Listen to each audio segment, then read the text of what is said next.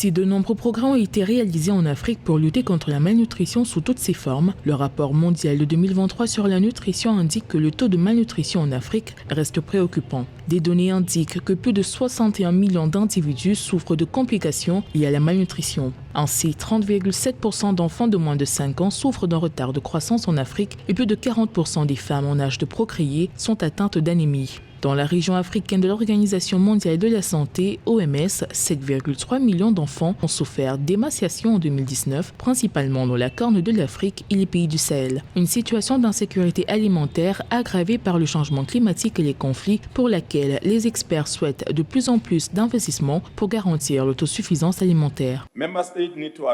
Les États membres doivent adopter des politiques plus fortes et accroître le financement de la nutrition afin de relever les défis de la malnutrition et d'assurer l'avenir de nos enfants. Pour d'autres leaders africains, il ne s'agit pas seulement d'investir pour lutter contre la malnutrition sous l'égide d'un ministère, mais de créer une ligne de financement indépendante pour accélérer les progrès à l'horizon 2025 afin que le continent atteigne les objectifs de Malabo, dont l'un des objectifs est d'atteindre 10% de financement public dans l'agriculture et le triplement du commerce intra-africain des produits et services agricoles. Il est nécessaire d'augmenter les financements car lorsqu'on regarde les financements destinés à la lutte contre la malnutrition, ils sont généralement perdus dans les mains du ministère de l'Agriculture ou du ministère de la Santé.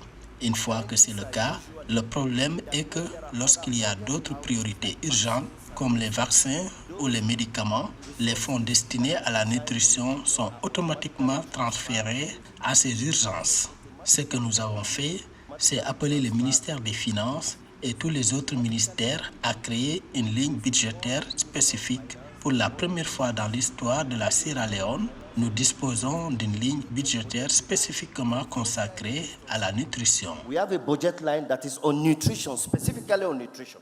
L'une des stratégies défendues par les décideurs africains est d'investir dans les mécanismes de résilience climatique. À ce titre, la Banque africaine de développement BAD a joué un rôle actif en promouvant un leadership politique de haut niveau avec la facilité de financement pour la sécurité alimentaire et nutritionnelle en Afrique. Une initiative d'un montant d'$1 milliard lancée au troisième trimestre 2023 visant à nourrir 200 millions de personnes en Afrique d'ici 2025. Nous avons aussi franchi un cap très significatif, d'abord parce qu'il y a eu la mise en place de l'usine Nutri-Sud qui contribue en quelque sorte à relever la situation.